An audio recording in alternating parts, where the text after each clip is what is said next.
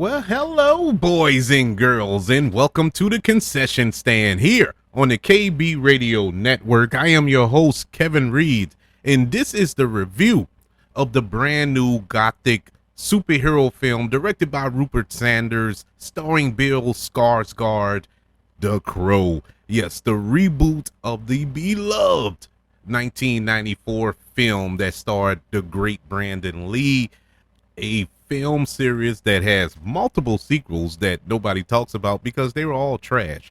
But that's neither here nor there. But this has been a film that has been stuck in development hell for so long. They have tried to get this film off the ground pretty much since the 1994 film, excluding the sequels. But they've been trying to reboot this franchise for my God, I think I first heard of a reboot like early 2000s, like 2005, 6, somewhere up in that area. They were talking about rebooting this property, which is a hot property. This is a very interesting character. I love The Crow, the 1994 film.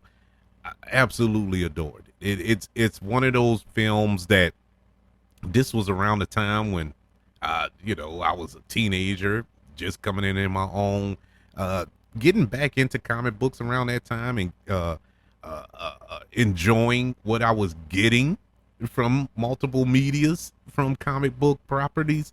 And, when you look back on certain films in that era, they don't age well. They're very dated, you celebrated it back then because that's all you had. But there are a few gems that stick out, that still hold up to this day. And The Crow from 1994 is one of those films. Absolutely love that film. And so when they finally got this film off the ground, and they actually released a trailer for it a few months ago, I was super excited because, we're 30 years removed, technology has took a big step forward as far as special effects and whatnot. Filmmakers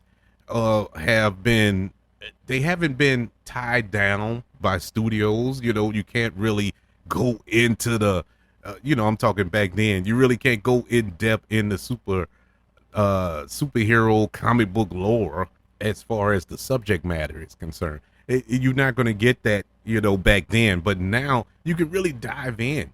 It's not pigeonholed to a certain demographic, I guess you could say. Even though the first or the original Crow wasn't either. It didn't hold anything back. That was a very R-rated, gory at times film.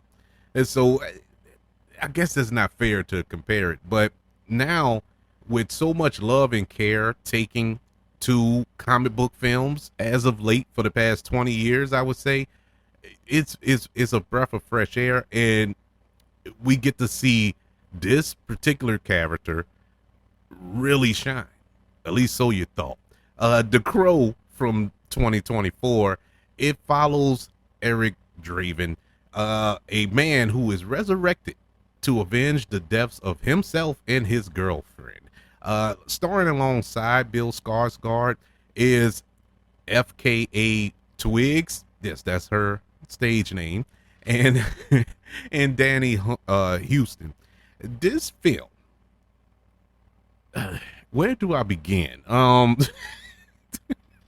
say that we waited so long, or me in particular, waited so long for another Crow adaptation. I mean, think about it. I think The Crow has had about 5 sequels, and including a television show. There was an actual Crow television show. I think it was called Stairway to Heaven, if I'm not mistaken. Could be wrong. It didn't matter. I watched like 2 or 3 episodes and I was done. But they've been trying to capture the magic of that first film for years, for 30 years. And they just can't do it. And I'm here to tell you that this adaptation of The Crow definitely didn't do it. This was one of the worst films of the year for me, and definitely one of the worst comic book adaptations I've ever seen. This was so bad. I don't know how this film got greenlit. I'm trying.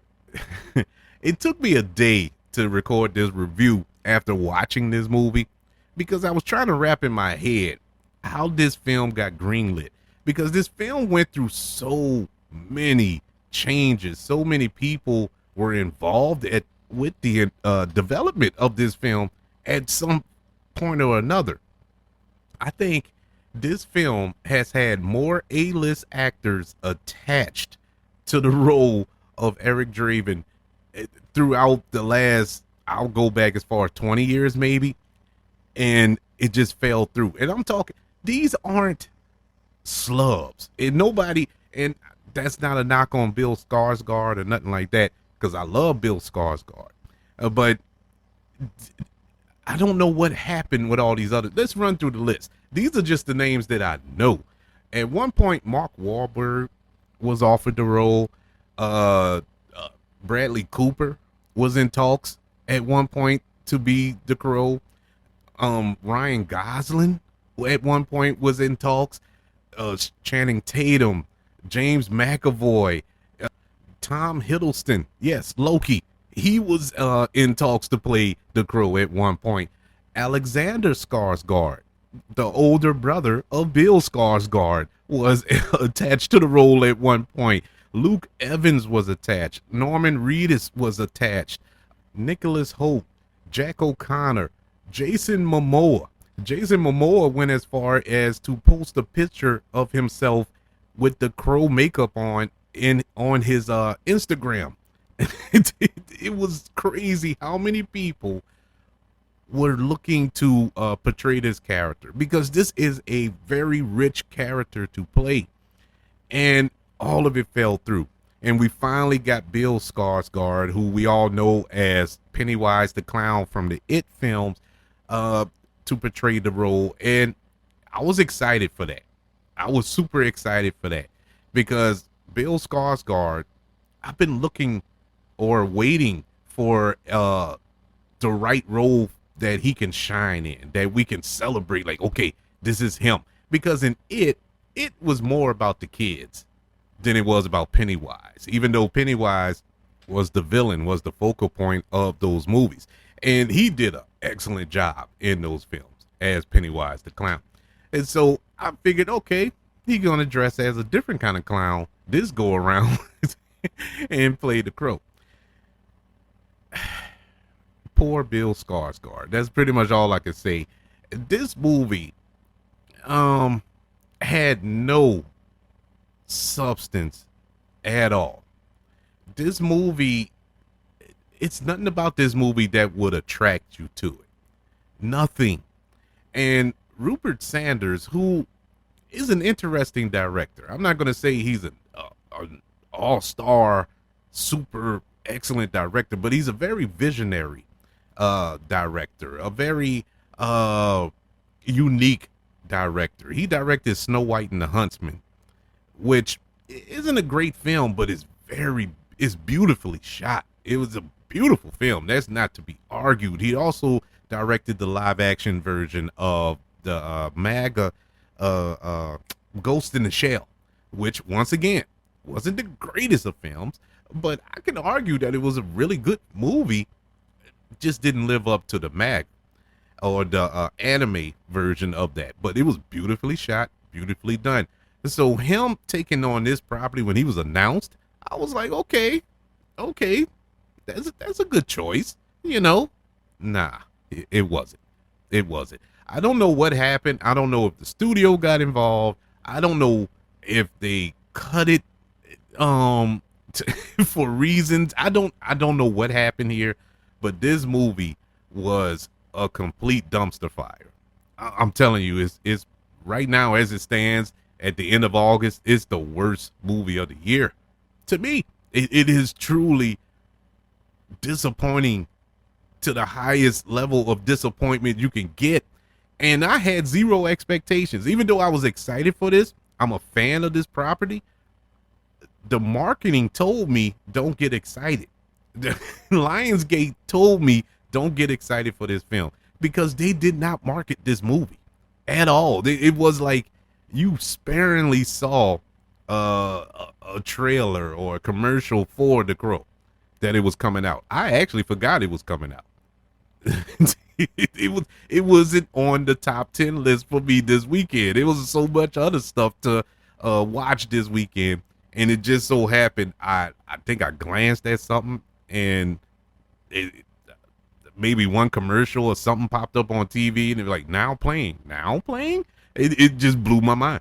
But no, this movie is, oh my god, it it's one of these movies that I think would have served better for all involved if it would have went straight to digital, if it would have went straight to a streaming service or something to that effect. Let me explain why. Let's get into the review. Let's start with the cast here. Bill Skarsgård, I think, did the best he can with what he was given. He's actually watchable in this movie. He does a real good job. I enjoyed him in this film. The only shining light of this movie is Bill Skarsgård, because he really went out there. He did a really good job with his character. You felt his character. You felt the pain of this character. The problem is the chemistry between him and FKA Twigs was not there for me.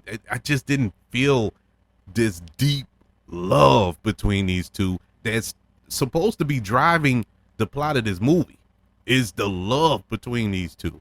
That's what's keeping him alive. That's what ultimately resurrected him. And I'm like, that's what resurrected him. I love a pair of shoes about as much as I love that I saw with the love between these two here. Now, it wasn't like bad chemistry, like those two didn't get along or they just didn't fit. It was a nice fit, but as far as displaying the love that these two have for one another, it wasn't there. And I blame the direction there and maybe the screenplay as well, that it really wasn't flushed out their love, their love story, their bond between one another. I just didn't feel it. I couldn't get it through the screen. And so that's where the movie fails, because this is what the movie is based on, that this deep love, this sacrifice that he's willing to go through. Ultimately, at the end, no spoilers, of course, but I'm like, for what? Why? Is I can understand you have a love for her, but this felt more of a deep infatuation than it is a deep love, an agape love, a love that you would take a bullet for. I just didn't see that. Unfortunately, the villain in this film, played by Danny Houston,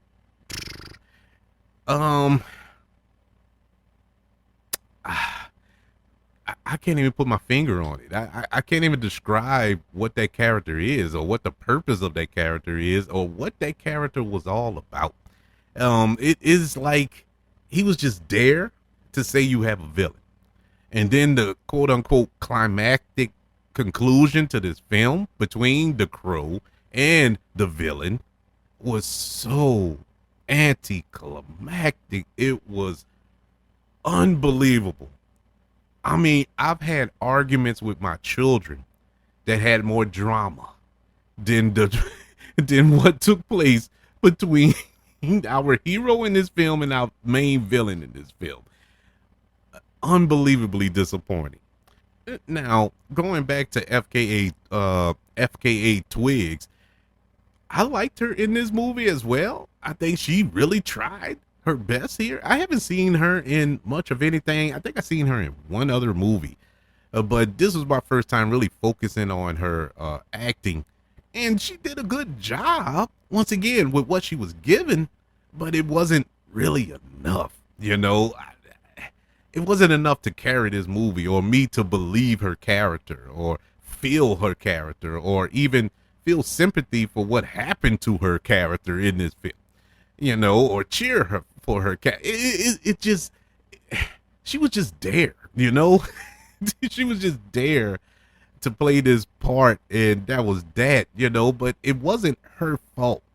It was more of the direction and the writing. She suffered for it. Everybody suffered for it. to put it plainly.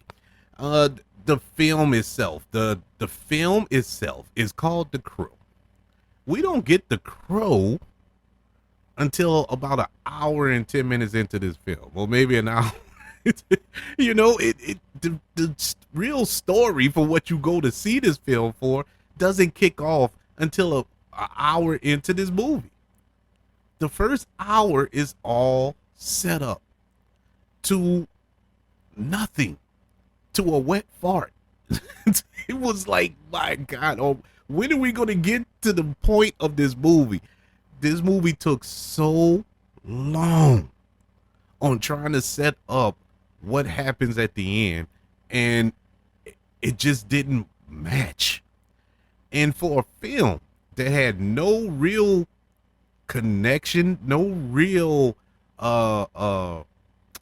chemistry between our two lead characters, that was the whole purpose of that first hour. Oh, maybe the first 45 minutes. I may be embellishing. It felt like 2 hours, to be honest with you. But that first act and a half of this film, that was the time to build this relationship between these two, and it didn't. It failed. After all that time, it was so messy. Everything was just messy. Once again, the direction, it was poorly directed, and the movie fell apart. At that point, I didn't care. When he finally became the Crow, I didn't care.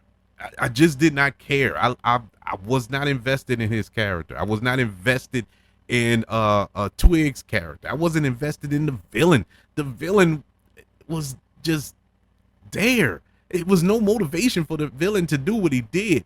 They gave him this quote unquote motivation for, the reason why he did what he did. Oh, in this case, but it was so stupid. It was the dumbest thing I'm like, really? This is the reason why he's doing what he's doing? It made no sense. This was so poorly executed. Now, there were some things I did like, believe it or not. There were some things that I did like in this film. I liked one scene when they had when the Crow became the Crow, when he went full Crow and just was taking fools out with a sword. In that scene was brutal. They didn't cheapen the brutality in that scene. It was gory, it was brutal, and it was full on R-rated, close to NC-17, to be honest. It was brutal, but that was just that one scene, and that was that. Oh man, it was so disappointing. Now, if we would have got that throughout the film, I would have been happy.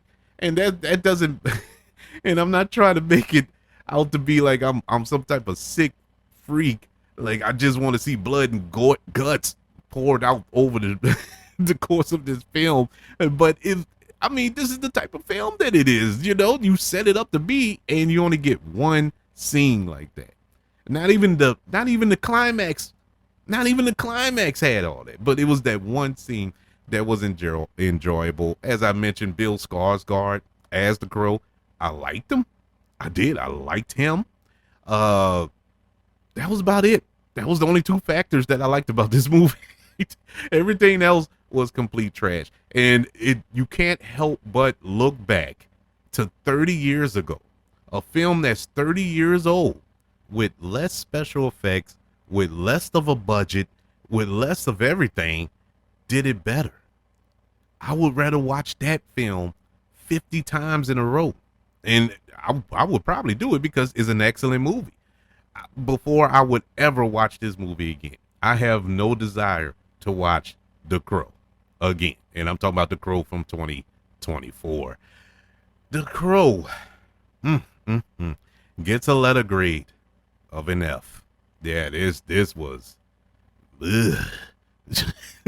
this was not good at all, man. This was so disappointing. And like I said, what makes it even worse of a disappointment is the fact that I had no expectations, because I had a feeling it was going to be bad, but I didn't know it was going to be this bad. My goodness, man. I would love to know, what did you think of The Crow? Do you think I'm tripping? And it's like, oh man, it's better than the original. I would love to hear that argument. Please, I would love to hear that. But if you feel the way I feel, I would love to hear your reasons as well. Email the show, kbradiopodcast@gmail.com. You can also search for this show on all social media platforms. Just search for the KB Radio Network. Also, subscribe to the KB Radio Network channel on YouTube and like this video if you don't mind. Don't forget about the 5 stars, the reviews, and sharing this show. If you're listening on Apple Podcasts, Spotify, iHeartRadio, wherever you are currently listening to the Concession Stand here on the KB Radio Network. Everybody, thank you for joining me for this review of the year's worst movie so far, The Crow. Oh, man. I mean, after all these, it's like, my God, all these years, y'all couldn't get a good script together? Y'all couldn't get a good game plan together for this movie? No wonder all those actors walked away from this place. It makes sense. If this is the movie that they were presented with, oh no, I will walk away too. I'm like, nah, I'm good. I'm good. Man, The Crow. My goodness. I want you all to know that I love you. Continue to love everyone, and until we speak again, you all be blessed.